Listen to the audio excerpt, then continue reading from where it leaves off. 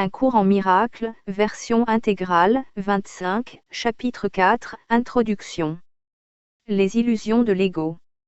Introduction.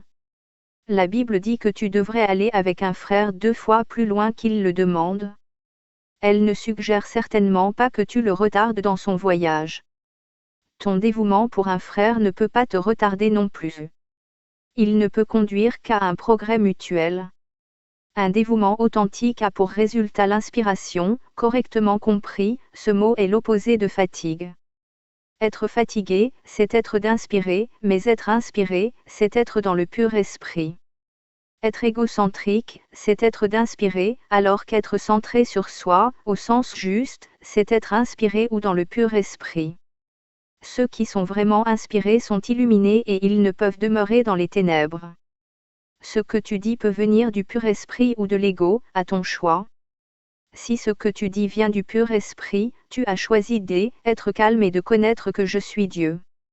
Ces mots sont inspirés parce qu'ils reflètent la connaissance. Si ce que tu dis vient de l'ego, tu désavoues la connaissance au lieu de l'affirmer, et ainsi tu te d'inspires. Ne t'embarque pas dans d'inutiles voyages, parce qu'ils sont certes vains. L'ego les souhaite peut-être, mais le pur esprit ne peut pas s'y embarquer parce qu'il est à jamais indésireux de quitter son fondement.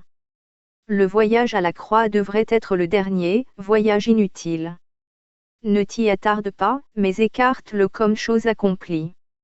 Si tu peux l'accepter comme étant ton propre dernier voyage inutile, tu es libre aussi de te joindre à ma résurrection. Jusqu'à ce que tu le fasses, ta vie est certes gaspillée. Elle reproduit simplement la séparation, la perte de pouvoir, les futiles tentatives de l'ego pour faire réparation, et finalement la crucifixion du corps, ou la mort. De telles répétitions sont interminables jusqu'à ce qu'elles soient volontairement abandonnées.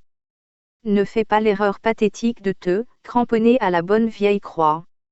Le seul message de la crucifixion, c'est que tu peux vaincre la croix. D'ici là, tu es libre de te crucifier toi-même aussi souvent que tu choisis de le faire. Ce n'est pas cet évangile que j'avais l'intention de t'offrir. Nous avons un autre voyage à entreprendre, et ces leçons t'aideront à t'y préparer si tu les lis attentivement.